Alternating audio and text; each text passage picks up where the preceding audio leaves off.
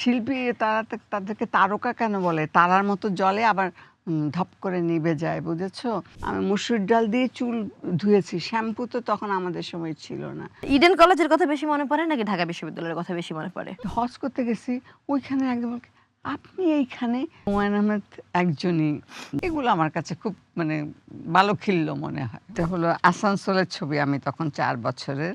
বিনীত আবেদন করছি, নিবেদন করছি, আপনারা সবাই সোচ্চার হন।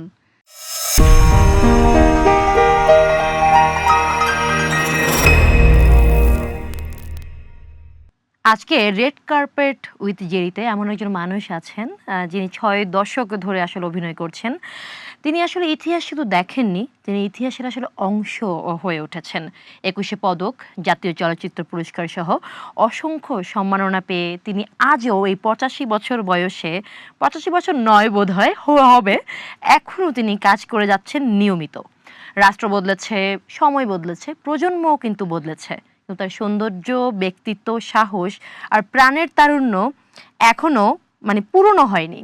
ওল্ডার দ্যান পাকিস্তান, এমনকি Bangladesh. Yet younger than me at heart, the beautiful, bold and timeless Dilara Jaman is here with us. কেমন আছেন আপনি? আলহামদুলিল্লাহ ভালো আছি। এই মুহূর্তে অনেক ভালো লাগছে তোমার মতো একজন সুন্দরী ললনা, বাংলায় বলি সুন্দর করে, ভাষা তো এখন হারিয়ে ফেলেছি আমরা।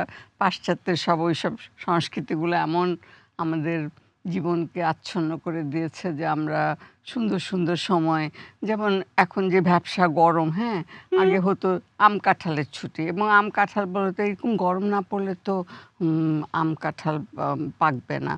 তো সেই সময় যেমন জাপানে চেরি ব্লুজম হয়, তখন ছুটি হয়। আমাদের হতো আম কাঁঠালের ছুটি গরমের দিন, এখন সামার, সেটা হয়েছে সামার ভ্যাকেশন। তো আমিও ওই বাংলা একটু বলে ফেলে আবার নিজেকে খুব সংক্ষিপ্ত মনে করি। প্লিজ আপনি আপনার মতো করেই থাকুন। আসলে আমাদের বাঙালিদের যেমন আমি বলছি কি সুন্দর একটা শাড়ি পরেছে, এই প্রশংসাগুলো এসে যায়, মানে নিজের অজান্তেই এসে যায় আর কি, তাই বললাম। এই জন্য তো আপনি হয়ে উঠেছেন। আপনি কেন হলো যে সামার ভ্যাকেশন যদি কেউ বলে সেটা আপনি কেন বলবেন? আপনি আমাকে ওটাই বলবেন যেটা আপনি বলতে চান। না বলবে ব্যাকডেটেড এই সব এইগুলো, ভাই আমি নিজেকে সেই জন্য একটু আড়াল করে রাখি। আলাদা আমার ঘরে যাবে দেখবে অত পাশ্চাত্য ওরকম সব মডার্ন অত কিছু নেই, আর দুটো পাতা, একটা ওই ফুলের একটা ডাঁটি রেখে দেই, ওগুলোই আমার কাছে ভালো লাগে আর কি। একটা হয়তো ভাঙা শুকনো ডাল একপাশে রেখে দিলাম, যে এটাও তো জীবনের একটা বাস্তবতা না? এই একদিন এই ডালটা কত সবুজ ছিল, সুন্দর ছিল, এখন কেমন নুয়ে পড়েছে, শক্ত হয়ে গেছে। আমাদের যেমন এই যে সব শুকিয়ে এখন খালি হাড্ডি আর এই শিরাগুলো দেখা যায়। তো ওইগুলো দেখে আমি জীবনকে ইয়ে করি যে কিভাবে বদলে যায় প্রকৃতি, যেমন বদলায় মানুষের জীবন সময়ের সাথে সাথে। হয়তো ডাল শুকিয়ে গেছে মা, কিন্তু তার মানে তো এই না যে ওই ডালের কোনো মহিমা, মানে সমহিমা তো সে ছিল, সে একসময় ফুল দিয়েছে, ডালে পাতা দিয়েছে, তা তো আর মিটে যায় না আসলে। আমি হলাম যে বলার আগেই হলো যে মা আপনি আমাকে বললেন যে আমাকে সুন্দর লাগছে, কিন্তু আমি জিজ্ঞেস করতে চাচ্ছিলাম মা, সিরিয়াস কথা পরে হবে, এই রূপের রহস্য কি? মানে মাশাআল্লাহ, এখনো কি চুল! তো বাচ্চাদের কাছে সব পৃথিবীর সবচেয়ে সুন্দর কেশ তার মা, সবচেয়ে ভালো রান্না করে কে তার মা। তো সেই রকম করেই তুমি তো আমাকে। আমি খুব অবজেক্টিভ হয়ে বলছি এই কথা, যে আমি এসে দেখছিলাম যে চোখে কাজল কি দিলাম, দেখছিলাম নাকি কি সুন্দর চোখ, এই কি কাজল? আমরা তখন, তোমরা তো এখন আইলাইনার কত কিছু আছে, হ্যাঁ, সুন্দরকে ধরে রাখার জন্য।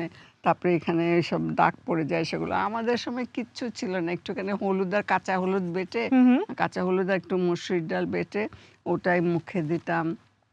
তারপরে ডাল ভেজানো পানিটা, হ্যাঁ, এখন তো চিন্তাই করতে পারি না। ডাল ওষুধ টষুধ দিয়ে ডালগুলো আসে অন্য দেশে থেকে। আমি মসুর ডাল দিয়ে চুল ধুয়েছি, শ্যাম্পু তো তখন আমাদের সময় ছিল না। তারপরে মেথি, সোঁতা এগুলো ভিজিয়ে রেখেছি, ওটা দিয়ে চুল ধুয়েছি, একদম একদম শ্যাম্পুর মতো হয়ে গেছে। তো ওই প্রকৃতি প্রদত্ত জিনিসগুলো ব্যবহার করেছি বলেই মনে হয়। যেমন নারকেল তেল, আমার নানার বাড়িতে নোয়াখালী, দাদা বাড়িও তাই, এত নারকেল, এত সেই ঘরের তোলা নারকেলের তেল, সেটাই সারা জীবন মাথায় দিয়েছি। কালকেও বলছিলাম যে কিনে কোনোদিন তেল মাথায় দেইনি, এখন তেল কিনতে হচ্ছে। এই তেল শিশি ভরে ভরে ভরে ভরে পাঠিয়ে দিতেন, আমার নানার বাড়ি থেকে আসতো, আম্মা মাথায় দিতেন, আমি মাথায় দিতাম।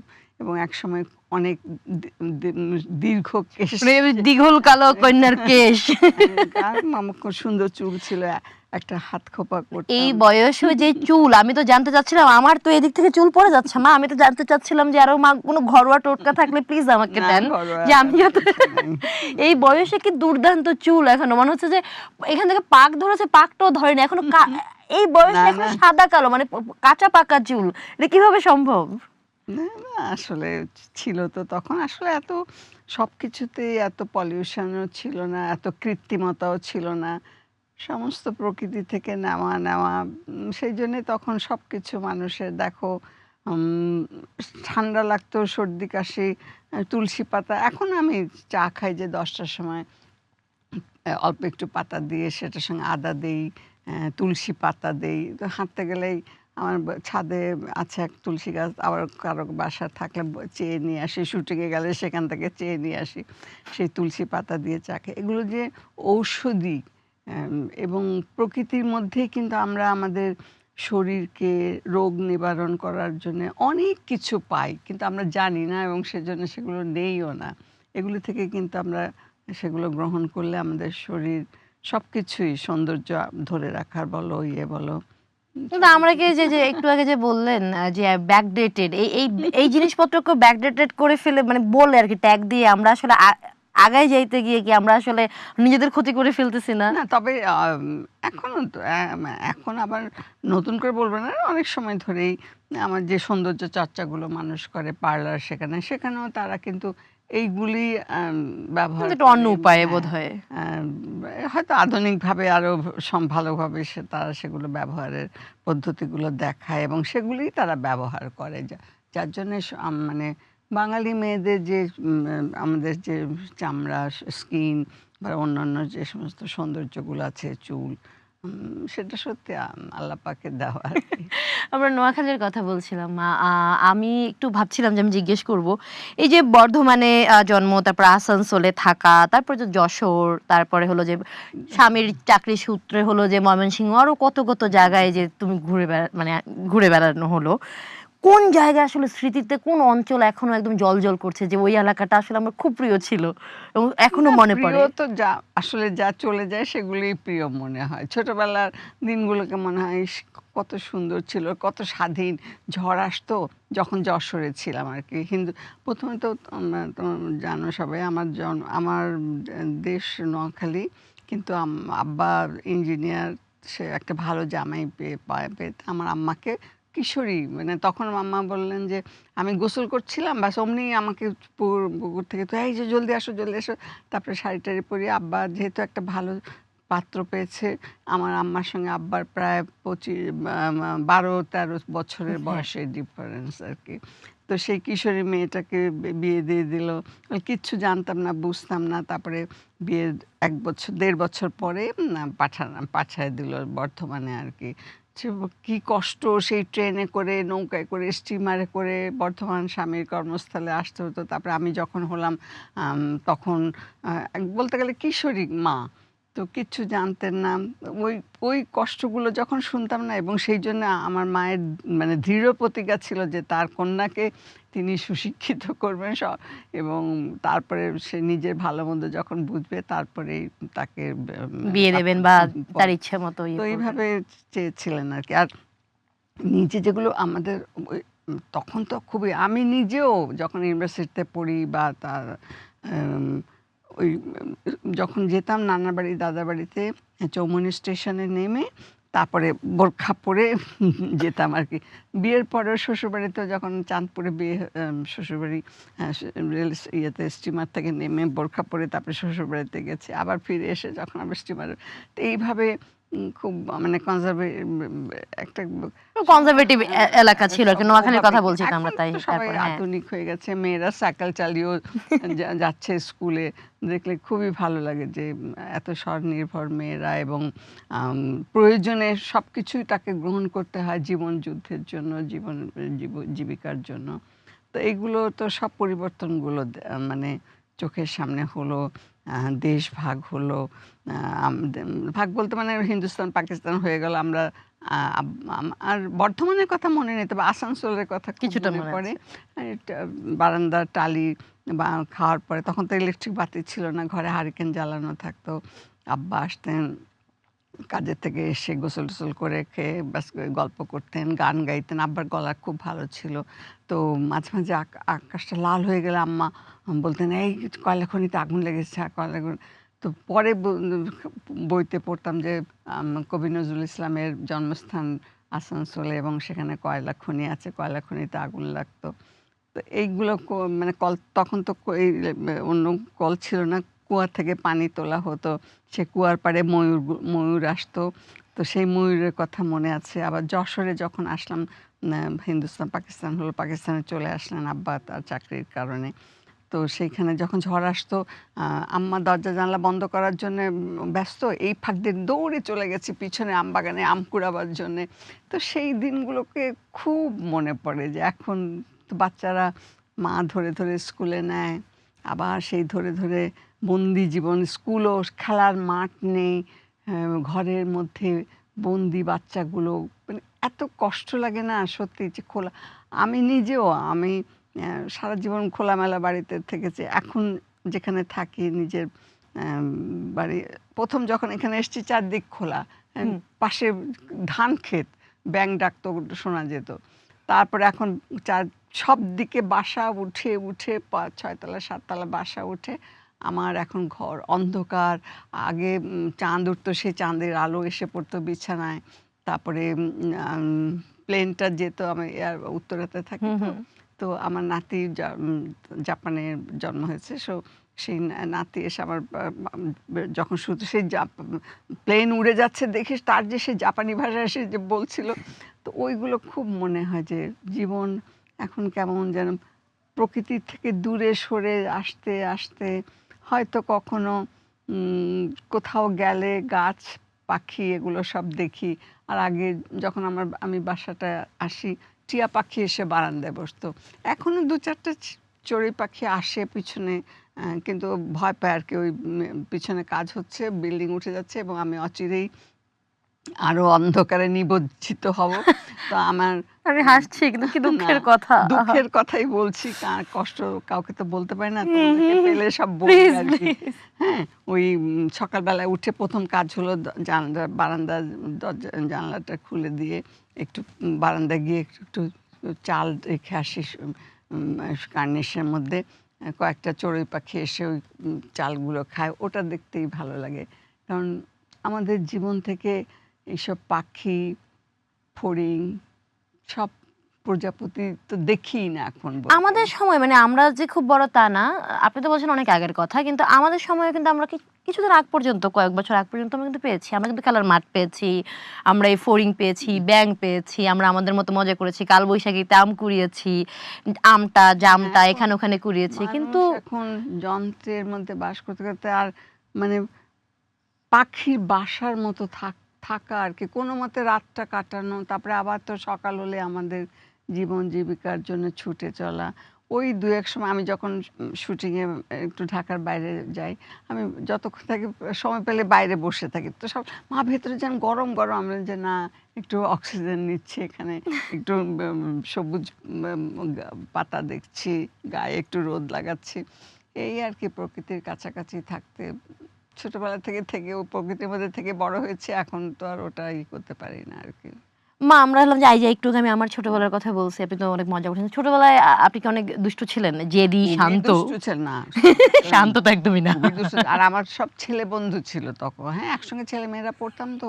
ওই অনেকবার বলেছি, আজকেও বলি। সব ওই যে এর বা ইয়ে কখন কার বাগান গাছের আমটা পড়বে টুকটুস করে আম কুড়াবার জন্যে। তখন কেউ কিছু বলতো না যে আম আম পড়েছে কুড়িয়ে নিয়ে যাবে বাচ্চারা। তা একদিন আমাদের পাশে একজনের গাছে অনেক পেয়ারা হয়েছে। তো ওই আমার সব 4-5টা একটা ছেলে ছিল, সত্য ওর নাম। তারপরে তাসলিম বলে একটা ছেলে, ও আমার বন্ধু। হ্যাঁ, আমরা একসঙ্গে পরিচিত। নিয়ে আমাকে বলছে, আমার ডাকনাম লিলি। এর শুকনা পাতলা ছিলাম তো, বলে কি আস্তে উঠে পড়ো, আস্তে উঠে পড়ে ওই পেয়ারাগুলো পেড়ে নিয়ে আসো। তা আমি আস্তে উঠে আর ওরা তো প্যান্টের পকেটে কয়টা নেবে, আমার তো কোচার মাঝখানে, হ্যাঁ হ্যাঁ ফ্রকটাকে এমনি করে নিয়ে আমি খালি এমনি করে পেয়ারা পেরে মানে মাত্র নিচ্ছি, এমন সময় বাড়ির জিম মনে হচ্ছে কেউ নেই বাসায়, ধর কেড়ে গাছে বলে এসেছেন উনি, এসে ও রফিক সাহেবের মেয়ে, নামো নামো, তারপরে কাছে উঠেছো, পড়ে হাত পা ভাঙলে তখন আমাকে এসে বকা দিতেন উনি। পরে না এসে নালিশ করেছে বাসায় যে ও পেয়ারা খাবে, আমাকে এখন যেই বলেছে কেড়ে, আমার ওই বন্ধুরা কিন্তু পালিয়ে গেছে, আমি একা গাছে, উনি এখন সব দোষ আমার। বন্ধুরা এরকমই হয়, এই ধরনের বন্ধু ছোটবেলার বন্ধু। অনেক বছর পরে না আমি যখন ইউনিভার্সিটিতে পড়ি বাংলা ডিপার্টমেন্টে, তসলিমের সঙ্গে আমার দেখা, হ্যাঁ সেই যশোরের তসলিম, তসলিম বলে তুমি লিলি না, সেই হ্যাঁ ষষ্ঠীতলা পাড়াতে থাকতে, ঠিক আমাকে চিনেছে, কারণ পত্রিকা দেখেছে আর ইন্টারভিউতে বলেছে অনেক। তারপরে ওর সঙ্গে ইয়ে হলো, তারপরে আমি তখন বললাম তোমরা আমাকে, তোমার মনে আছে? আমরা হ্যাঁ মনে থাকবে না আবার। তো সেই আর কি ছোটবেলার ওইসব দিনগুলো এখনো খুব যখন একা থাকি সেগুলো মনে হয় যে কোথায় হারিয়ে গেল সেই দিনগুলো, না? আর যা হারিয়ে যায় সেগুলি বোধহয় সুন্দর থাকে এবং মনের মণিকোঠায় হীরার মতো জল জল করতে থাকে, সেগুলো একটু খুঁজে খুঁজে দেখে ওগুলো দেখতে এই যে মনে করতে খুব হ্যাঁ, কি সুন্দর করে বললেন যে হলো যে আপনার তখন সবচেয়ে ছেলে বন্ধু ছিল, আপনার হলো যে দুষ্টুমি করতেন আপনি, মানে এই মুহূর্তে যদি আমরা দেখি, ধরেন শুধু অভিনয়ের কথাটাই বলি, অভিনয় বা ইন্ডাস্ট্রির কথাই বলি, এই মুহূর্তে যদি কেউ কাজ করতে আসে, এখনো প্রচন্ড প্রতিক্রিয়া পাওয়া যায় যে আসলে মিডিয়া তো ভালো না, নষ্ট হয়ে গেছে, তখনও কি এটা এরকমই ছিল? তখন তো আরো ছিল খুব, তবে আমার আম্মা আব্বা ওনারা খুব সংস্কৃতি মানা ছিলেন দেখে, আর আমার স্বামী ফখরুজ্জামান চৌধুরী, উনি বিশিষ্ট অনুবাদক, বাংলা একাডেমি সাহিত্য পুরস্কার পেয়েছেন, উনি আমাকে খুব সাহায্য করেছেন, সাহায্য মানে উৎসাহ দিয়েছেন, এবং ওনার ইয়ে না পেলে, সাপোর্ট না পেলে তো আমি না, দূর করতে আপনি একটা পারতাম না। ইন্টারভিউতে আমি শুনেছি আপনি বলেছেন যে হলো যে এই জন্যই হলো যে আমি বিয়েটা করেছি, আমি আসলে আমার এই শিল্পকে অচিরে মরে যেতে দিতে চাইনি, কিন্তু সেটাই আসলে অনেক ভালো ভালো সমস্ত ডক্টর, ইঞ্জিনিয়ার, তারপরে তখন তো সিএসপি অফিসার বলতো, ইয়ে হ্যাঁ বিসিএস ইয়ে, কিন্তু না আমার মনে হতো কি ওই একটা গদ বাঁধা জীবন, একাকি এরকম ইয়ে পরে সব মানে ওই যে হলো যেটা পার্টিতে যাওয়া, এটা কাটবো না, আমি একজন আমার সাহিত্য এই শিল্পী মনটাকে, আমি লেখালেখিও করতাম, তারপরে তো ওই মানুষটার সঙ্গে আমার পরিচয় হলো, এবং জীবনের 50টি বছর তার সঙ্গে আমার জীবনের পথে একসাথে চলা। তারপর তো তিনি চলে গেছেন আর কি, মেয়েরাও দূরে থাকে, একা থাকে, একা না সব আছে, সবাই এত ভালোবাসে, আমার প্রতিবেশী যারা আছে উপরে নিচে থাকে আশেপাশে সবাই খুব ভালোবাসে, এটাই আমার সবচেয়ে বড় পাওয়া জীবনের, যে তোমার একা 2 দিন 3 দিন না দেখলে ফোন দেয়, আন্টি আপনি কি শুটিংয়ে? হ্যাঁ, তারপর যখন 4-5 দিন আসেন নাই, খারাপ লাগছে, এবং ওরা সব দল বেঁধে আমরা যাই চটকোনার দোকান আছে চটপটি খেতে, তো সবাই তাকে আমার দিকে অবাক হয়ে যায় যে ইনি চটপটি খেতে আসছে মহিলা, তা আমি না বলি আমি কিন্তু আসি না, আমি অত খাইও না, বুড়া হয়েছে, আমাকে জোর করে নিয়ে আসে, খুব মজা লাগে আর কি। আমি আপনার বইয়ের কথা বলছি, যে আমাদের কাছে কিন্তু আপনার বই আছে, যে দেখেন আমি এখানে সবগুলো বই আপনার সঙ্গে কথা বলবো বলে ভাবলাম যে কথা বলতে বলতে আমি এখানে রাখলাম।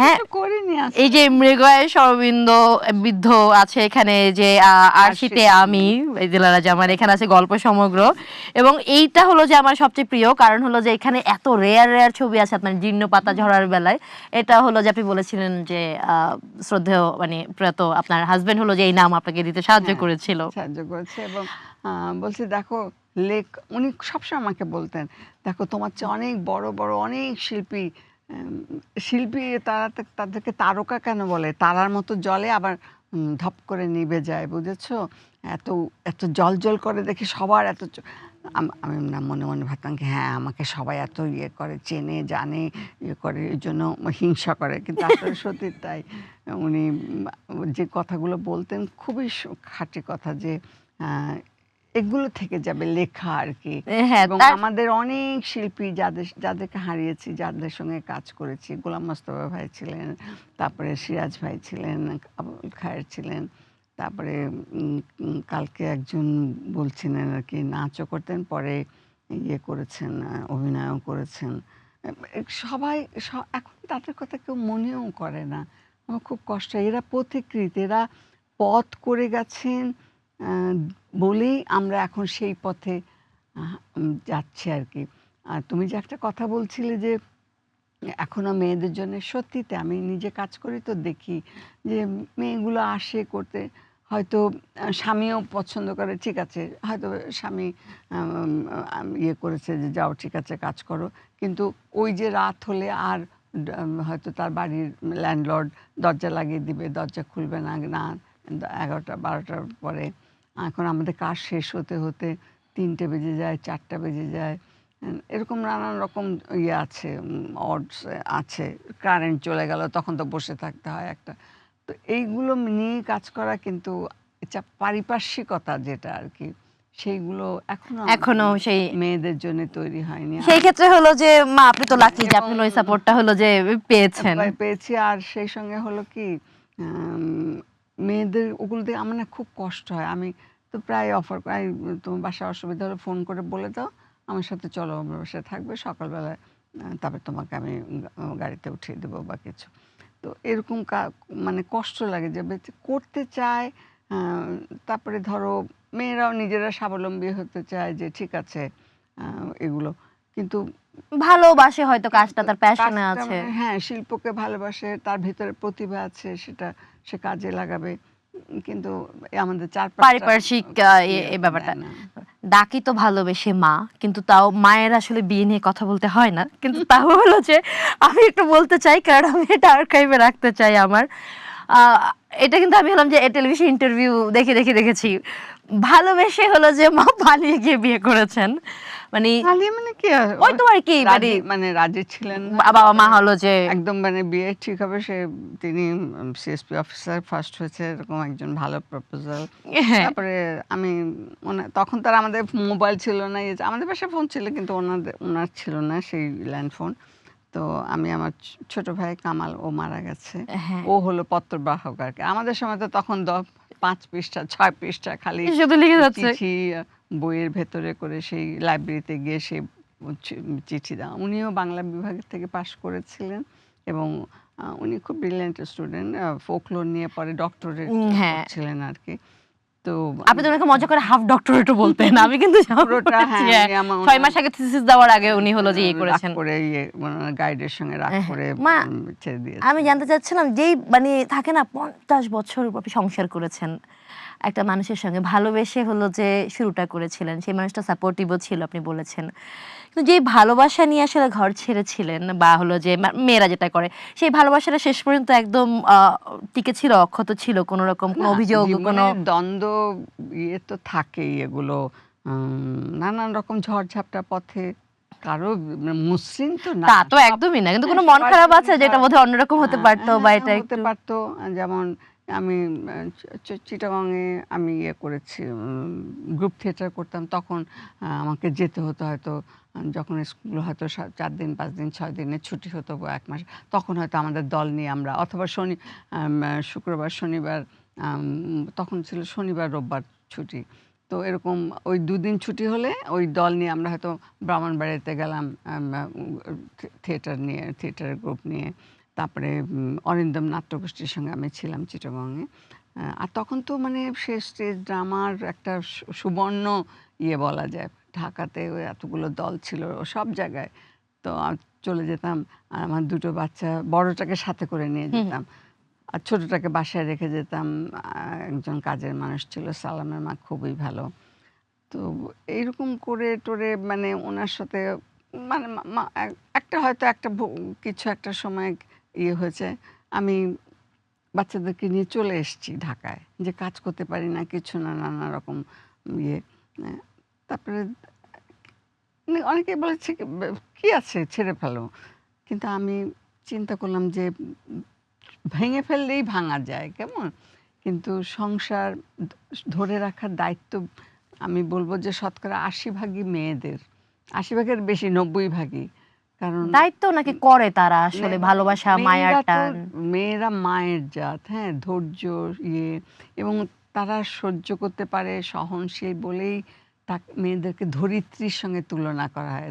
এই ধরিত্রী যেমন এখন আমাদের যে এত অত্যাচার, আমরা গাছ কেটে ফেলছি, বন উজাড় করে দিচ্ছি, নদী ধ্বংস করে দিচ্ছি, পাহাড় কেটে বসত করছি, তারপরেও প্রকৃতি দেখো আমাদেরকে লানত। তো মায়ের মতন তো আমি আর আমার সন্তানেরা কখনো বড় হয়ে বলবে যে আমাদেরকে বাবার স্নেহ থেকে বঞ্চিত করেছো তুমি।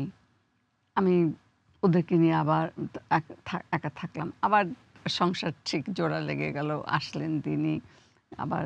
তো এটা আসলে না ভেঙে ফেললেই ভাঙা যায়, কিন্তু একটু ইয়ে করে চেষ্টা করে ধরে রাখতে গেলে দেখা যায় যে থাকবে। এই বাঁধনটা ছেঁড়া এত সহজ না আর কি। এ, ভালোবাসা তো ছিল, তো ভালোবাসার বাঁধনে এটা হলো যে মসৃণ হয়তো হ্যাঁ, ছিল না, কিন্তু অভিমান অনেক সময়, রাগ, কার পার্সোনালিটি ক্ল্যাশ হয়, এটা হয়। কিন্তু সব কিছু পরেও দেখা যায় যে যে একটা আহ, স্বামী স্ত্রীর যে বন্ধন এবং বাবা মায়ের যে একটা মায়ের একা দায়িত্ব বা বাবার একা দায়িত্ব না, সন্তানের জন্য দুজনকেই প্রয়োজন, দুজনের ভালোবাসা, স্নেহ, শাসন সব কিছু। তো পাশ্চাত্যের অনেক ভালো জিনিস নিতে গিয়ে আমরা পাশ্চাত্যের এটা যে এই যে মানে সংসার এইভাবে হুট করে ভেঙে দেওয়া, হুট করে এই জিনিসটাকে আমরা আর কি নিয়েছি, কিন্তু আমাদের জন্য সেটা ইয়ে নেই, খুব ভালো হয়। এর মাঝখানে হলো যে এমন কোনো না পাওয়া আছে যে বলছিলেন যে হলো যে এত ঘুরতে চেয়েছেন, একটু ঘুরতে এত ভালোবাসেন, কিন্তু একটু ঘুরতেই পারলেন না, মানে এত কাজ, বাচ্চা, সংসার, স্কুলে চাকরি করতেন, তখন আপনি তখন টিচার তো আবার ছিলেন, হ্যাঁ। আর্থিক অবস্থা এরকম ভালো ছিল না, হিসাবের পয়সা, উনি সরকারি এত বড় চাকরি করেছে কিন্তু গোনা টাকা, আমিও মাস্টারি করেছি। আর তখন তো এখন যেমন অভিনয়কে আমরা পেশা হিসেবে নিতে পারি, হ্যাঁ, এবং খুব বলিষ্ঠভাবে এবং অহংকার করে বলতে পারি, হ্যাঁ, যে আমি অভিনেত্রী, আমি অভিনয় শিল্পী, প্রফেশনকে অভিনয় শিল্পী লিখলাম, আমি আই ফিল প্রাউড, অনার এটা। তো তখন তো এরকম ছিল না, হ্যাঁ, নাটক করে, যেমন আমি চিটাগাংয়ে তখন ইয়ে ছিল না, কিন্তু রেডিওর সব তো ডিরেক্ট টেলিকাস্ট, হ্যাঁ, ঢাকাতেও যে কাজগুলো করতাম তখন ডাইরেক্ট টেলিকাস্ট হতো, ওই রেডিও হচ্ছে, অন এয়ার যাচ্ছে ইয়ে। তো শেষ হতে হতে হয়তো 11টা বেজে গেছে, গাড়ি করে আমাকে নামিয়ে দিতে আসছে আমার বাসার সামনে, গাড়িটা থামলো, দোতলা তিনতলা থেকে আসতে জানলা খুলে, যে এত রাত্রে কোথা থেকে আসলেন উনি, কি মানে মন্দ কাজ তো এখন তো মেয়েরা দেখো রাত্রে চাকরি করে, রাত ফিরে, সময়ের সঙ্গে সব বদলে যায়। তো এই রকম ইয়ের ভেতর দিয়ে যে এখনো বলি, এখনো কিন্তু সব যে দৃষ্টিভঙ্গি বদলেছে তা না। আমাকে সবাই বলে কি বুড়ো হয়েছে এখন, কি অনেকে একদম ডিরেক্ট বলে ফেলে যে আর কত ছাড়েন, আল্লাহ বিল্লাহ করেন। আচ্ছা, আমি আল্লাহকে ডাকি বা তিনি আমার ইয়ে, এটাকে সবাইকে দেখিয়ে তো আমাকে করতে হবে না, তাই না? আমার কাজ আমি যেটা করি, এবং আমি সবসময় বলি যে আমার যে কাজ, এটা যে একটা কঠিন কাজ, এটা কাছে থেকে না দেখলে বুঝতে পারবে না। আর এই একটা কাজের সঙ্গে শুধু আমি না, সেখানে প্রায় 30-40 জন লোক, মানুষ কাজ করে। এবং একটা যে ছেলেটি আমাদের চা দেয়, দাদি আপনি ভাত খেয়ে নেন, দাদি আপনারা চা দিব, এই যে ডেকে বলছে কথাটা, এই যে একটা মায়া, একটা ইয়ে, আমরা কিন্তু সবাই সেখানে পরিবারের মতন। এমনি না বাবা মা হই, দাদি হই, কিন্তু এমনিও সব মায়া ইয়ে আলাদা, একটা লোকে বাইরে থেকে সেটা বুঝতে পারে না, বুঝেছো? তারা তো এটা বলে, কিন্তু একটা জিনিস এখানেও আছে মা, যে আমরা কিন্তু দেখি অনেক শিল্পী না শেষ বয়সে এসে কেন একটা ফ্যানেটিক হয়ে যায়, তারা আসলে সব ছেড়ে ছুড়ে দিয়ে তারা বলে এখন আসলে সময়, আমি আসলে একটা ইয়ে করি। তো তারা কি আসলে একটা সময় যেটাকে ভালোবেসে করতো, যে শিল্পটাকে, সেটাকে কি তখন তারা কি পরবর্তী দিকে পাপ মনে করে, যে তারা আসলে পাপ মোচন করার জন্য এটা করে? এই না জন্য না, মানুষ হলো যে বলে যে এখন আল্লাহ বিল্লাহ করেন, এটা করেন। ভাই, একটা জিনিস তো ভালোবেসে করেছে মা, তাই না?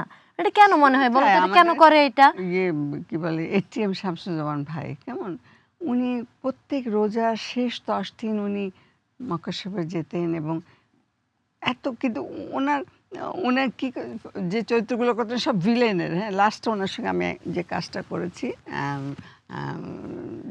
কি যেন নাটকটার নাম হলো ইয়ে মাস্টার, জায়গির মাস্টার, জায়গির হ্যাঁ। মাস্টার। তো খুবই মানে আর খুব পাণ্ডিত্য, অনেক লেখাপড়া করতেন, বই পড়াশোনা করতেন আমার সঙ্গে। আর আমার স্বামীর সঙ্গে ওনার বোধহয় বন্ধুত্বও ছিল। খুব ভালোবাসতেন, মায়া করতেন। তো বলছে, জানো বোন, গেছি ওনার নোয়াখালীতে পারি, বলছি হজ করতে গেছি, ওইখানে একদম বলছে, আপনি এইখানে? কই, বোন আচ্ছা আমি হজ করতে গেছি, আপনি এখানে মানে কি? আমি সিনেমা করি সেই জন্য আমি হজ করতে পারবো না, বা আমি আমার আল্লাহকে ডাক। তো এইরকম মানে মন মানসিকতা আছে মানে না সবার। এটা তো আছে, কিন্তু এমন অনেকেই আছেন, শিল্পীদের মধ্যে এমন অনেকে আছেন যারা হলো যে পরবর্তীতে কাজ করেন, পরবর্তী দিকে তারা হঠাৎ করে হলো যে না হঠাৎ করে তাদের না পেছনের আসলে। জীবনকে বা অন্যদেরকেই হলো যে কথা বলে যে না এখন হয়ে যাক, তো মানুষও সেটাই ধরে হ্যাঁ, টেনে সেটা বলে। এমন সেটা ফ্যানাটিক কেন যার হয়ে যার। যায় মানুষ, কেন মনে হয়, কেন হয় না একটা সেই সময় গিয়ে? সময় আসলে মানুষ অনেক দুর্বল হয়ে যায়। ছোটবেলা ছোট শিশুকাল আর বাল্যকাল শিশুকাল এবং বৃদ্ধ বয়স একই রকম কিন্তু জানো। এই একটা বাচ্চাকে মা খাইয়ে না দিলে, মা এবং মনে হয় যে মা যতক্ষণ দোল দিচ্ছে, কথা বলছে, সেও তো এখন তো আমার বয়স হয়েছে, এখন বুঝি যে একটু কথা বলতে ইচ্ছে করে, একটু কেউ একটু কিছু বানিয়ে দিক, ভালো লাগে। কিন্তু একসময় তো নিজে করে টরে সব হুম করে।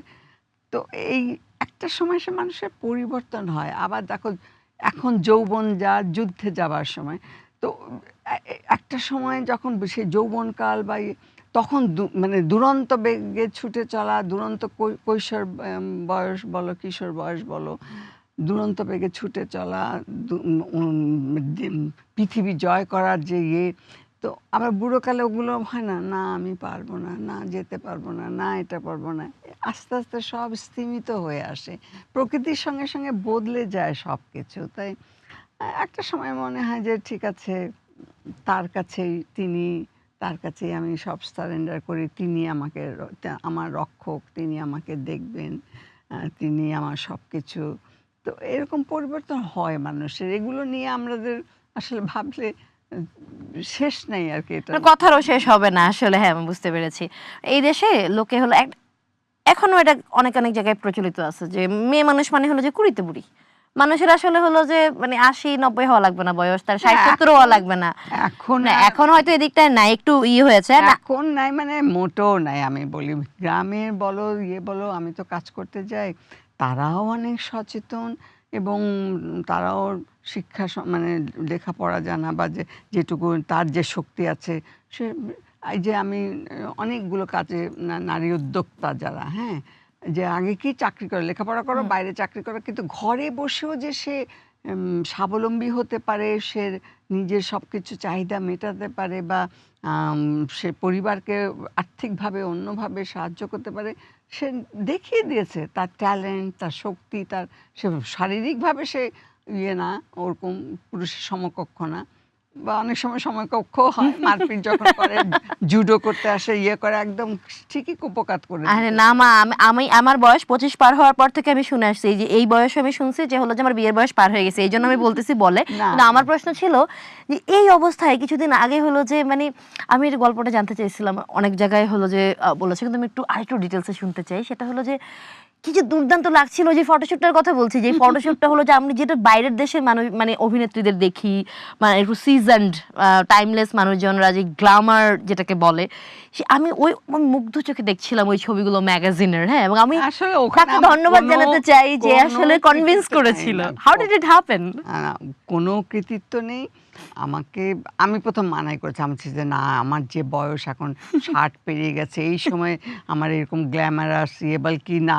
তো আমি সবসময় তাদেরকে কৃতিত্ব দিই, ক্যামেরা এবং যারা আমাকে সাজিয়েছেন, যারা আমাকে ওই রকম বিভিন্ন লুকে পোশাক দিয়ে যেভাবে লুক চেঞ্জ করা এবং সব কিছুতে।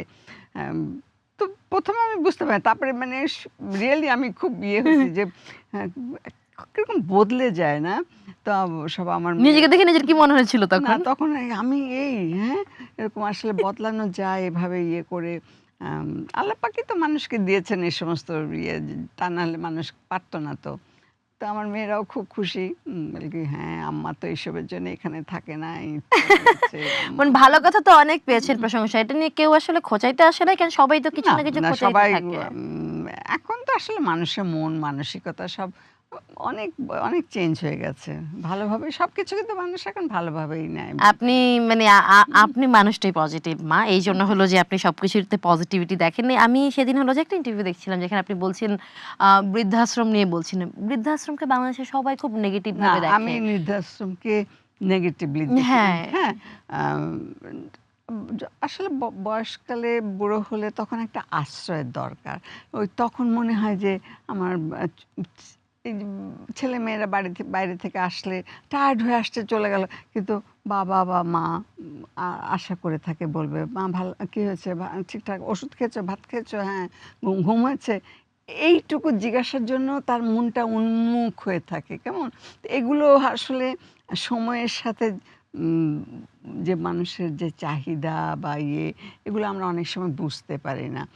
বৃদ্ধাশ্রম এইটা আমাদের দেশে ছিল না, কিন্তু সময়ের প্রয়োজনে হয়েছে, এবং এটা হয়েছে বলে আমি বলি যে এইসব মানুষগুলো, আমি বেশ কয়েকটা ওল্ড হোমের সঙ্গে জড়িত। যুক্ত, আপনি কাজ যুক্ত করেন, জড়িত রেগুলার মানে যান, কি, মানে যাই মানে দেখি, ঘুরতে যান, গল্প করেন ভাল সবকিছু। লাগে হ্যাঁ, আমার। তো দেখেছি ফেলে গেছে রাস্তার পাশে শরীরে ঘা, এই মানুষগুলোকে নিয়ে ওখানে আশ্রয় দেওয়া হয়েছে। এবং কত বড়, আমি রংপুরের একজনকে জানি, আম, তার ওখানে প্রায় 30টার মতন বুড়ো, উনি, ওনার স্বামী মারা গেছে, ছেলে মেয়েরা বাইরে থাকে, ওনার যে 4টা ঘর আছে সেই ঘরেই উনি এই বৃদ্ধাশ্রম করেছেন, জায়গা দিয়েছেন তাকে। তেমনি আরও আছে, আমি এখানে আরও আছে, সেখানে দিন দিন বাড়ছে। গত বছর ছিল 89 জন, এবছর আমি খাওয়া পাঠালাম, কাপড় পাঠালাম ওদের জন্য, 110 জন হয়ে গেছে।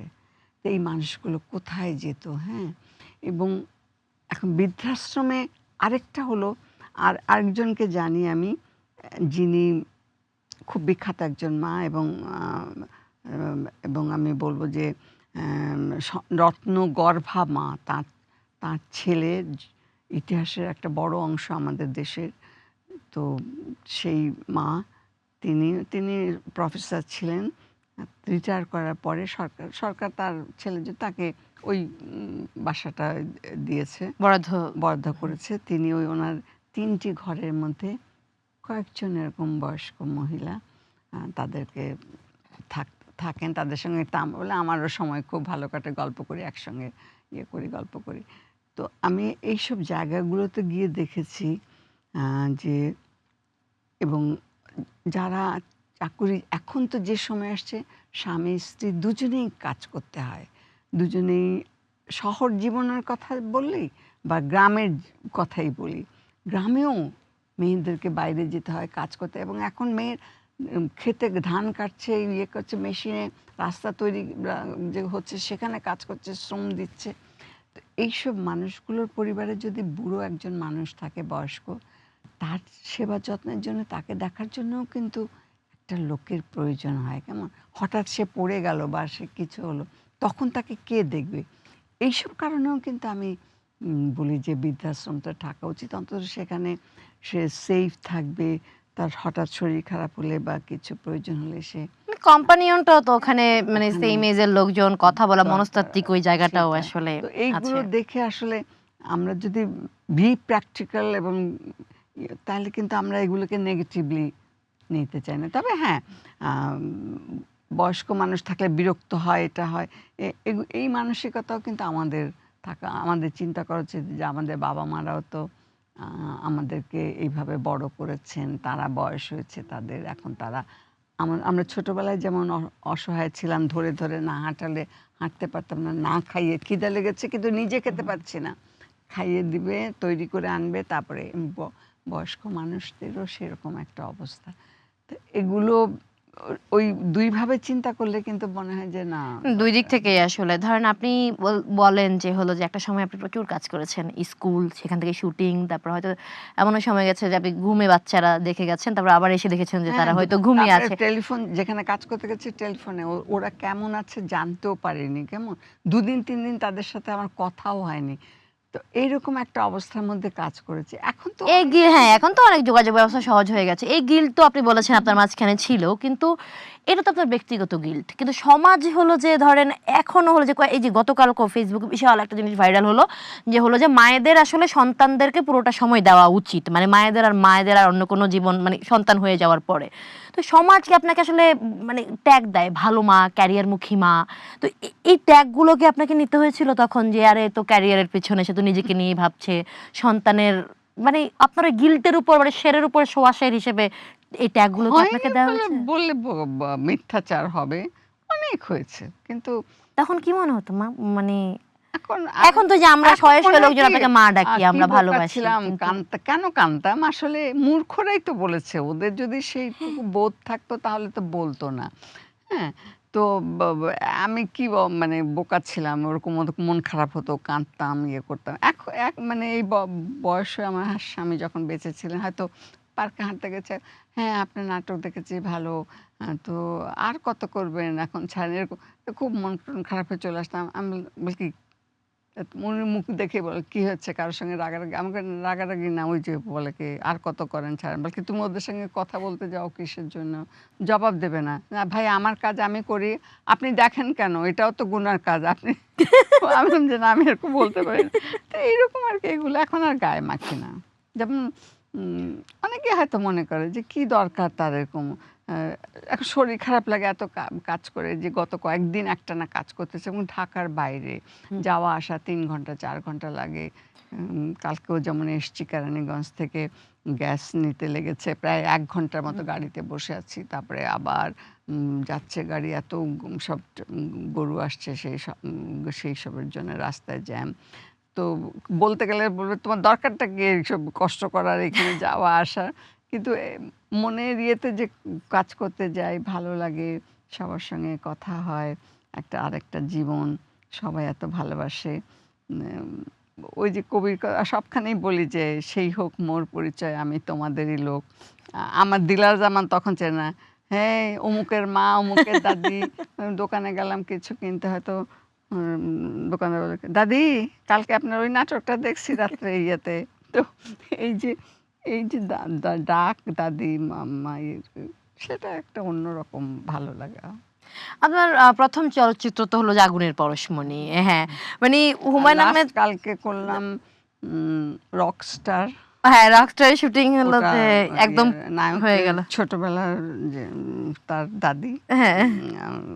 অল্প ১০ বছর পর্যন্ত তার দাদির চরিত্রে করেছি। আগামীকালকে আবার একটা কাজ করতে হবে। সেটা অনুদানের ছবি। ২-১ টা করি আরকি। কারণ শরীর এখন কুলায় না। তো তারপরেও খুব বলে, "না, না আপনাকে এটা লাগবেই।" এই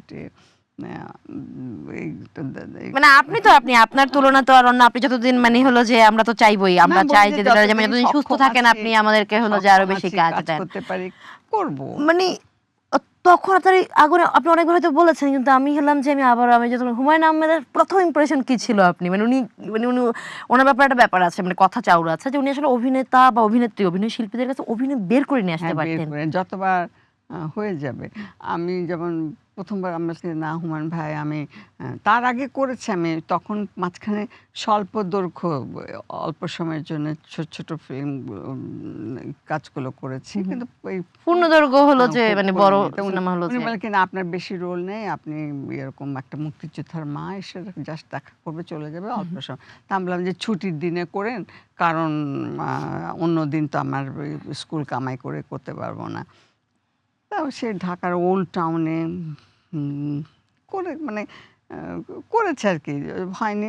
আচ্ছা আবার করেন। তো উনি আমাকে ভাবি ডাকতেন। আমার স্বামীর সঙ্গে ওনার হুম। লেখালেখির ব্যাপারে বেশ ইয়ে ছিল, সখ্যতা ছিল। তো করছি এবং আ আমার সবচেয়ে ইয়ে আরকি, আমি নিজেকে গর্বিত মনে করি যে উনার একটা বই আছে, ওখানে উনি সে বইতে উনি উম আ বইটাতে আছে যে উনার ছবি করার কথা আরকি, তার উপরে বইটা।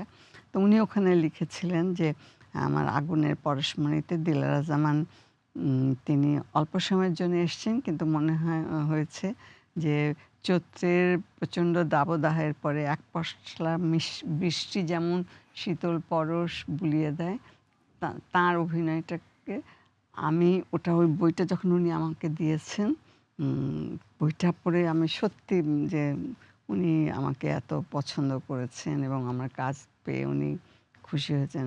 সত্যি আমি এখন মানে হুমায়ূন আহমেদ একজনই হ্যাঁ, এবং একদমই তাই। ওনার সবচেয়ে বড় কৃতিত্ব আমি বলব যে উনি বইমুখী করেছেন, পাঠক তৈরি করে দিয়েছেন। শুধু একটা প্রজন্ম কেউ না, এমনি এখনো উনি নেই, কিন্তু এখনো হলো যে ওনার শুধু এখনো বইগুলো দিয়ে আসলে উনি পাঠককে একেবারে পাঠ- বইমুখী করছে, প্রজন্মের পর প্রজন্ম আসলে এটা করছে। মানে ওই সময় নাটকগুলো, মানে আমি এটা কেন আপনার সঙ্গে বলছি, আপনি তো একদম বিটিভির সেই না স্বর্ণযুগ, তো আমার এখন ওটিটির যুগ, মানে মেয়েদেরকেও দেখেছি যে বই টাকা দিয়েছি, চুপ আমি তখন আজিমপুর কলোনিতে থাকতাম সরকারি বাসায়। চুপ করে গিয়ে হুমায়ূন আহমেদের বই নিয়ে এসেছি। আবার আমার বড় মেয়ে যখন ডাক্তার হলো দাঁতের, তো আমি একদিন এরকম বলছি, আমি বললাম যে হুমায়ূন ভাই আমার মেয়ে তো ডাক্তার। বলে হ্যাঁ কবে হয়েছে? আমি বললাম যে ডাক্তার হচ্ছে, বসে ওখানে, আপনি গিয়ে দেখেন। তো আমার মেয়ে ইয়ে করে তো ওকে আবার উনি লিখে কয়েকটা বই দিয়েছেন ওনার তখন। তারপরে ও আবার যখন জাপান যায় সে বইগুলো নিয়ে গেছে সাথে করে, কারণ উনি লিখে দিয়েছেন ওনার হ্যাঁ, হ্যাঁ। নামটা। তো এরকম মানে অনেক সুন্দর স্মৃতি কথা সব রয়েছে। একদিন একটা ঘটনার কথা বলি যে শুটিং সব মানে তৈরি হয়ে আছে, যাব, কিন্তু উনি কথা বলছেন, গল্প করছেন শুটিং। আর এখন একদিন শুটিং বন্ধ হওয়া মানে কত, কিন্তু হ্যাঁ। ওগুলো ওনার কাছে কোনো ব্যাপারই না মনে হচ্ছে। তো একদিন এরকম আমি বলছি যে আমরা গেছি ওখানে। এখন তো হোতাপাড়া অনেক সহজ হয়ে গেছে, তখন রিক্সা, আমরা বড় রাস্তায় গাড়িটা থামতো, তারপর ওখানে গাড়ি থাকতো হুমায়ূন আহমেদ ভাইয়ের। আমরা ওই বৃষ্টির দিনে নৌকা করে যেতে হতো ওনাদের সেই ইয়েতে নুহাশপল্লির ঘাটে, অথবা রিক্সা করে এতটুকু পথ, তখন এরকম চওড়া মসৃণ রাস্তাটাও ছিল না, ওই ওইভাবে আমরা যেতাম রিক্সা, কয়েকটা রিক্সা নিয়ে আমরা শিল্পীরা যেতাম। তো আমি একদিন বলছি কি যে হন ভাই, আজকে কিন্তু তাড়াতাড়ি শুটিং শেষ করতে হবে, আজকে সবে মেরাজ, নামাজ পড়বো। তো ও তাই নাকি? আর কিছু বললেন না। একটু পরে বিকালে দেখি কি সব হুজুর সব আসছেন। তা আমি বলছি কি এরকম কোনো সিকোয়েন্স আছে নাকি যে মিলাদ হবে বা কিছু? তারপরে দেখি সত্যি মিলাদ পড়ানো হলো এবং পড়াবার পরে তারপরে সব টিয়ে রান্না হচ্ছে বাইরে। ছাগল জবাই করে দিয়েছেন উনি। তারপর আমি বললাম যে হুমায়ূন ভাই শুটিং হবে না? এটা ইয়ে হবে, কিছু মিলাদ পড়ালেন কি কোন জায়গায়? কই স্ক্রিপ্টের মধ্যে তো নাই। নাই।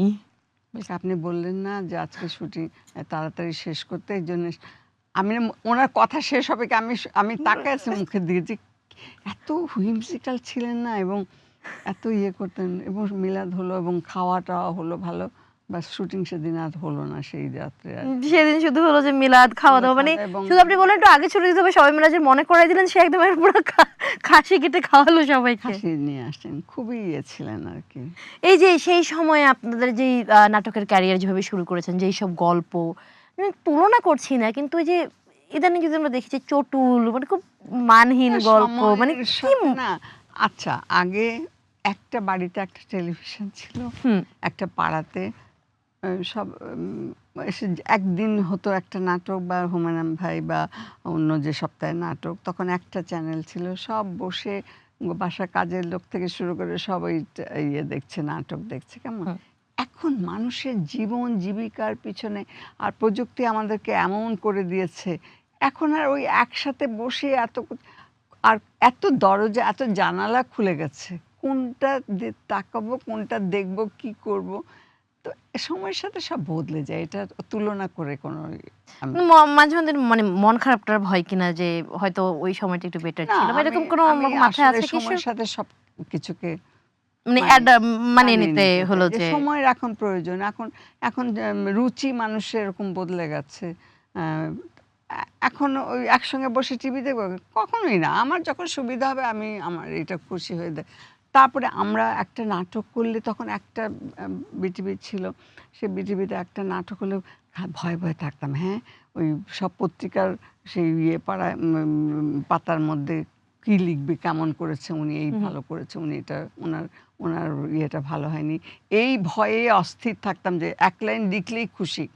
এখন তো কি ভিউ, কি এটা সেটা, তার উপরে এগুলো তো সময়ের সঙ্গে সোশ্যাল মিডিয়া অ্যাকাউন্ট আছে মানে মোবাইলে হলো না, যে আমার ফেসবুক আমি ইনস্টাগ্রাম কিছু?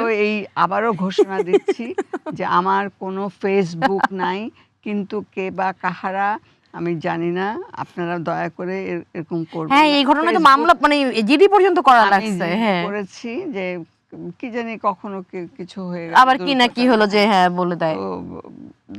দরকার কি, মানুষ যেখানে আমাকে এই ভালোবাসে সেখান থেকে আর ওইসবের আমার ফেসবুক এটা ওটা একজনকে জানালাম, হ্যাঁ, পায়ে একটা নেল পালিশ দিয়েছি সেটাকে এমনি করে ছবি তুলে ওটাকে আবার দেওয়া, এগুলো আমার কাছে খুব মানে বালখিল্য মনে হয়।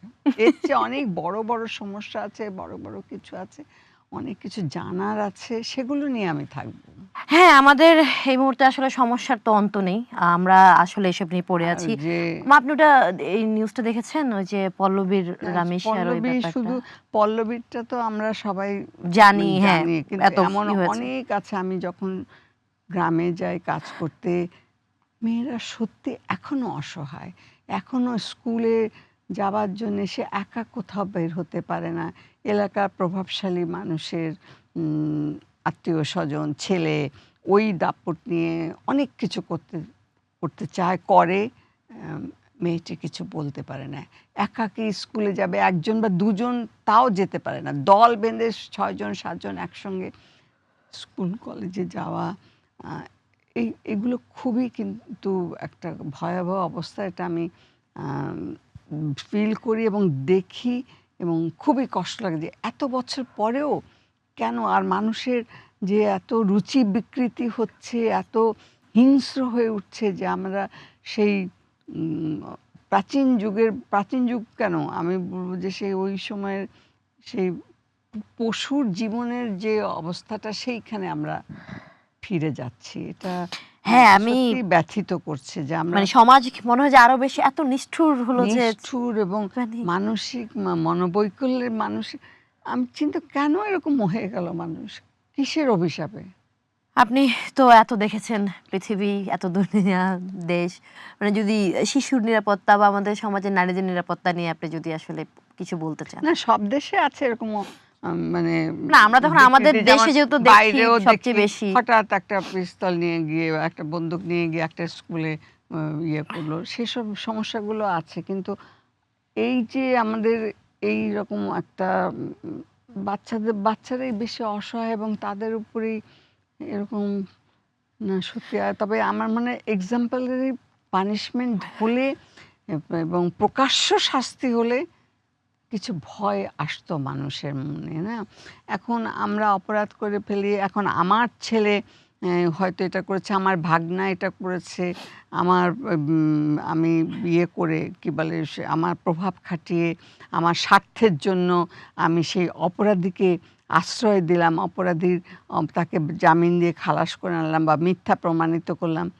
এভাবে আমিও যে বিকৃত একটা অবস্থার মধ্যে সামিল হলাম বা তাকে সাপোর্ট করলাম, এগুলো একটা কঠিন কিছু একটা অবস্থা তৈরি করে সরকারের পক্ষ থেকে আমাদের নারী সংগঠনগুলো তারাও চেষ্টা করছেন।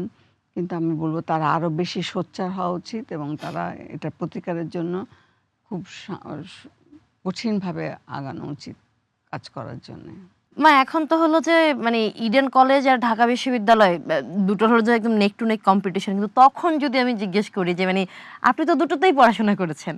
ইডেন কলেজের কথা বেশি মনে পড়ে নাকি ঢাকা বিশ্ববিদ্যালয়ের কথা বেশি মনে পড়ে? না, সব জায়গায় এক একটা জায়গায় অবস্থা এক এক রকম। ইডেন কলেজে একরকম, ইডেন কলেজের পড়তে পড়তে আসলে ওই সাহিত্য শিল্প, আমাদের একজন শিক্ষক ছিলেন রোকেয়া রহমান কবির, খুবই আধুনিক এবং একজন প্রগতিশীল মহিলা। তারপরে আমি নিজেকে আরও আমার সৌভাগ্য মনে করি যে আমি যাদের সাহচর্য পেয়েছি এবং যারা আমার শিক্ষক ছিলেন, ডক্টর নীলিমা ইব্রাহিমকে পেয়েছি, সঞ্জিদা খাতুন রবীন্দ্রসঙ্গীত, তারপরে সঞ্জিদা পর ছোটো বোন ফামিদা, ও অবশ্য সায়েন্স ডিপার্টমেন্টে পড়তো, আমরা আর্টসে। তারপরে পেয়েছি আমাদের মুনীর চৌধুরী স্যার, তারপরে পেয়েছি ডক্টর আনিসুজ্জামান। এরকম এরা মানে সত্যি আমার জীবনকে তাদের তারা আমার কাছে প্রাতঃস্মরণীয়। তাদের কাছ থেকে অনেক শিখেছি, জেনেছি। এরা শুধু শিক্ষকই ছিলেন না, আমি বলবো এরা অভিভাবকের মতন। বাবা মা যেমন একটা বাচ্চা যখন হাঁটে হাসতে ধরে ধরে, এরা উচ্চারণ এবং ক্লাস করতে এসে এমন সমস্ত গল্প বা এত উদাহরণ দিতেন যেগুলো আমাদের জীবনে মানে চলার পথে বাঁচার জন্যে বা জীবনকে ওইভাবে গড়ার জন্যে একটা শব্দকে উচ্চারণ কেউ হয়তো ভুল উচ্চারণ করলাম, সেই শব্দটা উচ্চারণটা কোথা থেকে উৎপত্তি হলো, কিভাবে এটা মানে এই সময়ে ব্যাকরণ সবাই ভয় পায়, গ্রামার কিন্তু এমন করে সমস্ত বোঝাতেন এক একজন, সত্যি মানে আমি ওদের কথা মনে পড়ছে মা। খুব খুব ইয়ে লাগছে এবং তাদের ঋণ কখনো শোধ করতে পারবো না। তাদের জন্য আমার জীবনকে অন্যভাবে তারা আলোকিত করে গেছেন।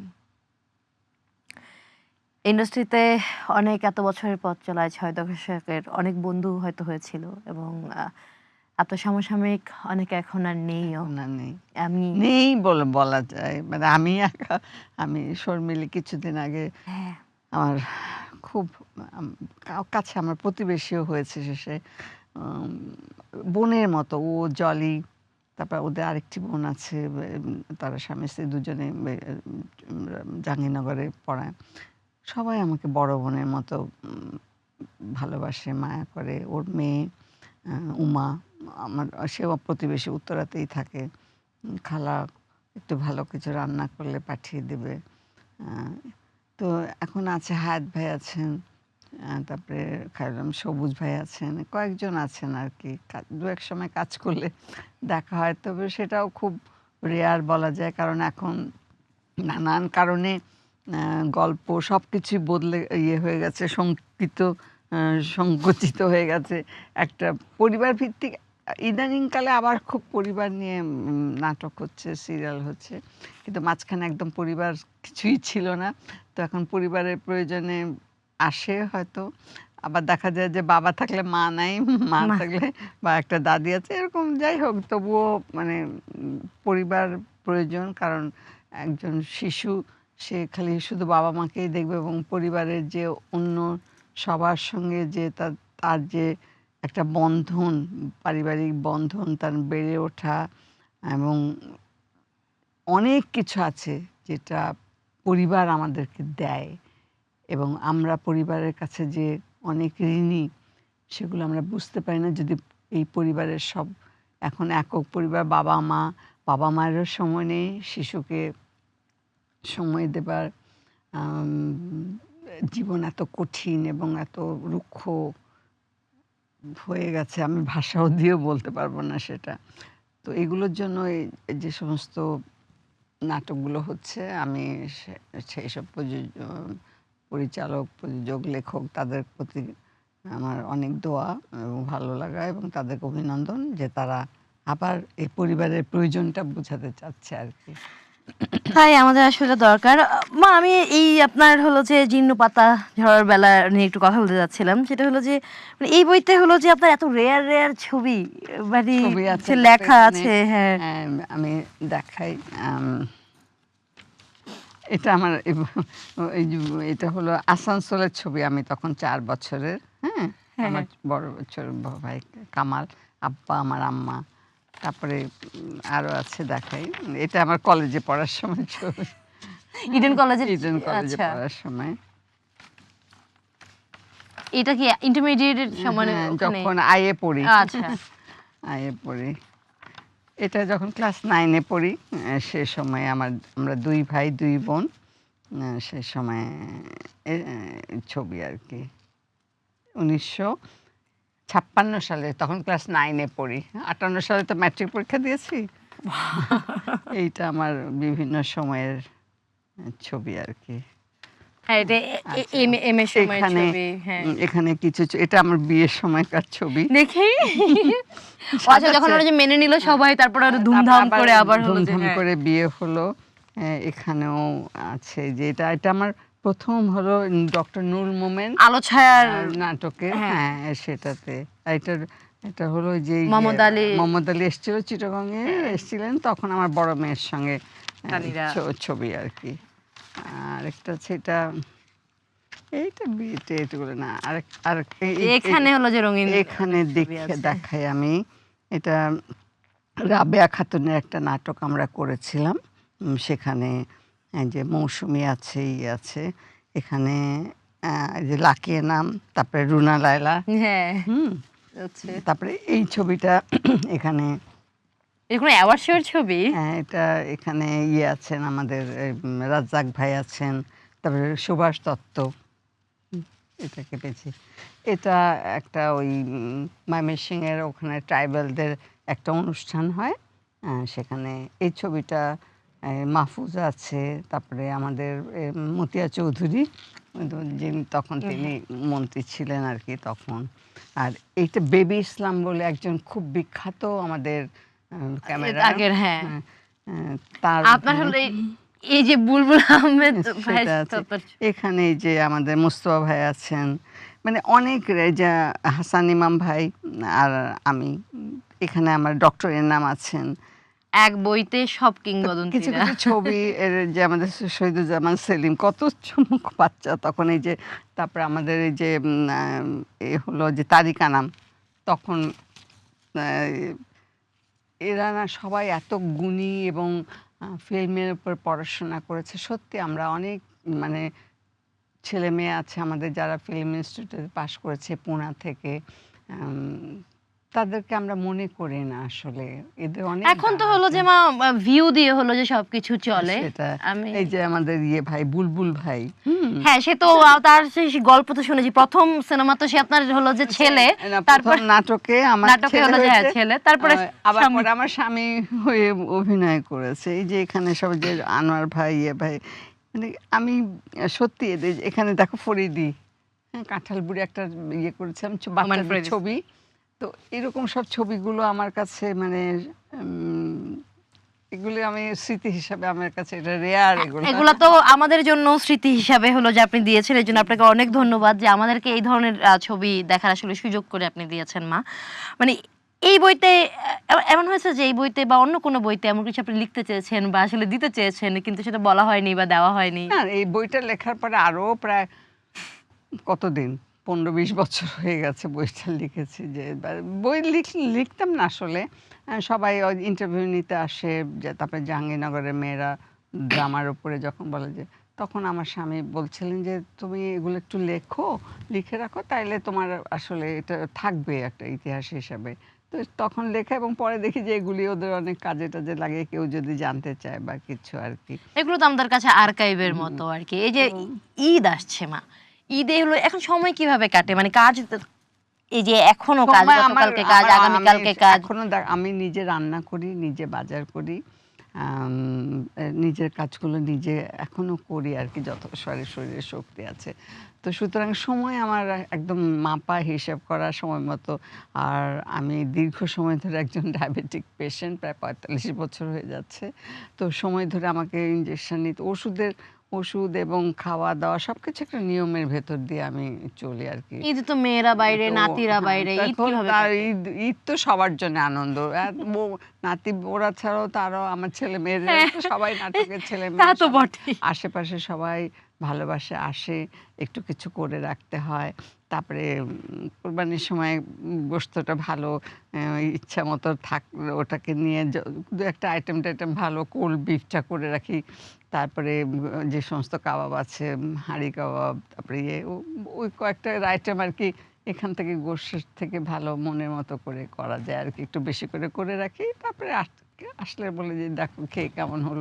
আগের মতো অত বেশি কিছু করতে পারি। হ্যাঁ, এইবার তাহলে মনে হচ্ছিল যে মায়ের বাসায় দাওয়াত খেতে যেতে হবে। দাওয়াত থাকবে নাকি, যে কোনো সময় যাবা। আমার আমি মায়ের তো জানি না, আমি তো কিছু তো খাওয়াতে তো পারবো। দেখো আমরা বাঙালিরা স্বভাবতই খুব অতিথি পরায়ণ, সেটাই তুমি যে বলছিলে যে হ্যাঁ। আমরা এত নিষ্ঠুর হয়ে গেলাম কেমন করে। দেখো এই মানুষগুলোই যখন মুক্তিযুদ্ধের সময় আমাদের মুক্তিযোদ্ধারা এসছে, হ্যাঁ, রাতে ওরা তো না খেয়ে কিভাবে কষ্ট করে কিভাবে যুদ্ধ করেছে, সেই মুক্তিযোদ্ধারা যখন এসছে ২ জন ৫ জন ১০ জন রান্না করতে পারে না। চুলা জ্বালালে সন্ধ্যার পরে গ্রাম দেশে চুলা জ্বালালে আগের দিন সেই সময়কার এত বছর আগের কথা বলছি। এখন হয়তো চুলার জলে রান্না করে। কিন্তু তখনকার সময়ে সন্ধ্যার আগে এসব রান্না-টান্না করে আজ সেই যুদ্ধের সময় তো আগ বাতি জ্বালানো হতো না, ইয়ে করতো না।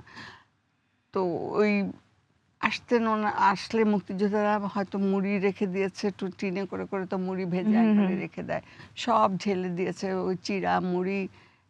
তারপরে একজন অতিথি আসলে ঘরে কিছু না থাকলেও গাছে থেকে একটা লেবু পেড়ে এনে একটু গুড় দিয়ে, একটু চিনি দিয়ে, একটু শরবত করে সেই অতিথিকে খাওয়াবে। এক খিলি পান দেবে। সেই বাঙালি মানুষ কেমন করে এত নিষ্ঠুর হয়ে যায়, এত এত বীভৎস, এত মানে কি বলবো আর। আমাকে মাঝে, মাঝে খুব তাড়িত করে। আমি তখন আর ইয়ে করতে পারি না যে কেন এরকম হলাম? কেন এরকম হলাম? জানি না আমাদের মানে আমরা কোন পথে হাঁটছি না আমাদের আমাদের দেশ। দেখো গান, আমাদের যে শিল্প, আমাদের যে এই যে মাটির নকশাগুলো কেমন? একটা পিঠা বানায়। পিঠার মধ্যেও একটু কাঠি দিয়ে একটু এমনি করে একটা নকশা। ভেতর থেকেই আমরা বাঙালিরা শিল্পী, ভালোবাসি, আমরা সুন্দর কিছু চাই। কাঁথা সেলাই করছে সেখানেও একটা ফুল একটা নকশা করছে একটা মেয়ে। তো এই যে এই মানুষগুলো কেমন করে এত নিষ্ঠুর হয়? কেমন করে?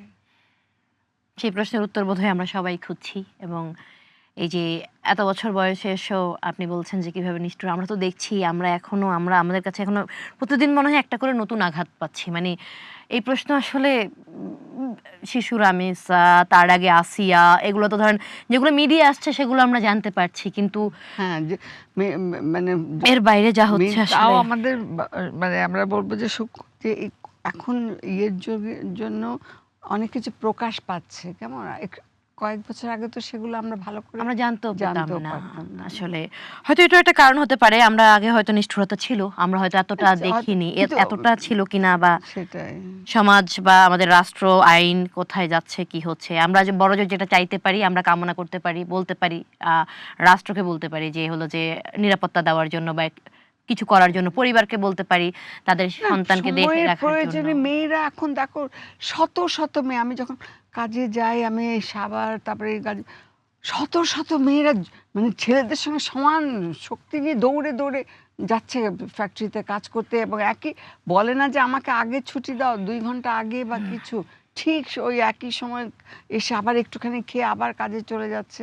আমি যখন রাতে শুটিং শেষ করে ফিরি রাতে অনেক সময় ১১টা ১২টা ১টার সময় দেখি ট্রাকে করে একজন শ্রমিক মা সারাদিন রাস্তায় কাজ করে ফিরে আসছেন সেই ওই অন্য ১০ জন শ্রমিকের সাথে। হয়তো তিনি কারণ বাজার ওখানে পথে কোথাও নামবেন, চাল কিনবেন, ডাল কিনবেন, নিয়ে রান্না করে তার সন্তানকে খাওয়াবেন।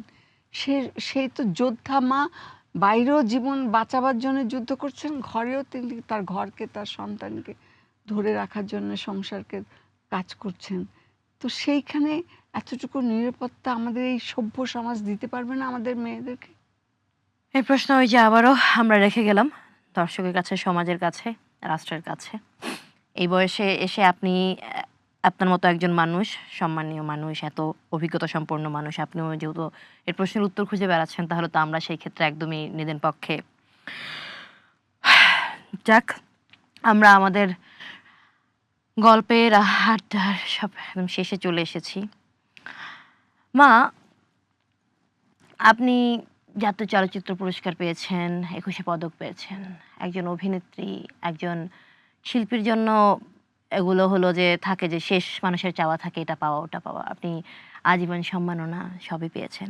আর কিছু বাকি আছে মা? কিছু চান জীবন থেকে? আমি এখন সবার জন্যে সুন্দর এবং নিরাপদ জীবন চাই। আমি শেষ বয়সে এসে যুদ্ধের সময় পালিয়েছিলাম ৯টা মাস।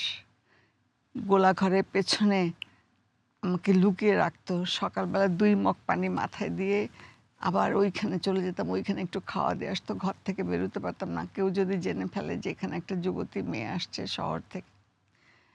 স্বাধীন দেশে স্বাধীন জীবন আমার মুক্তভাবে আমি চলাফেরা করব। আমি মুক্ত পাখির মতন সেইখানে এই জীবন আমি চাই না।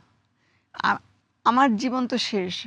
সামনে যারা আছে, আমার কন্যারা, আমার অন্যান্য যারা আছে, আমি সমাজের সবার কাছে বিনীত আবেদন করছি, নিবেদন করছি, আপনারা সবাই সোচ্চার হন।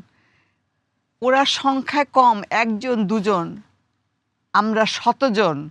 আমরা যদি সোচ্চার হই, আমরা যদি প্রতিবাদমুখী হই, আমরা যদি আমাদের শিশুকে, সন্তানকে প্রথম থেকেই ভালো কিছু, আমরা স্বামীরা যদি আমার স্ত্রীর প্রতি, বাবারা যদি মাকে সম্মান দেন, সম্মান দিয়ে কথা বলেন, ভালো কিছু করেন, আমাদের সন্তানরা, আমাদের ছেলেরা, তারা এত নিষ্ঠুর হবে না, এত খারাপ, এত পশুত্বের দিকে চলে যাবে না।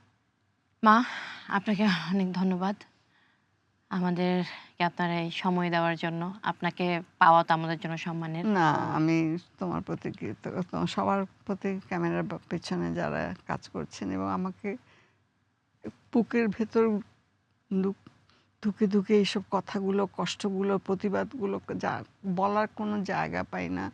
আজকে বললাম, যারা শুনবেন, যারা অল্প সময়ের জন্য হলেও একটু ভাববেন, পাশের মানুষটি, পাশের মেয়েটি বাসে করে যাচ্ছে, তাকে বসতে দেওয়ার, তাকে আগে যেতে দেওয়ার, এই কাজগুলো যদি আমরা সবাই মিলে করি, তাহলেই আমরা সভ্য জাতি, সভ্য মানুষ হিসেবে দাবি করতে পারবো এবং আমাদের আগামী প্রজন্মকে একটা ভালো মানুষ হিসেবে দেখে যেতে পারবো।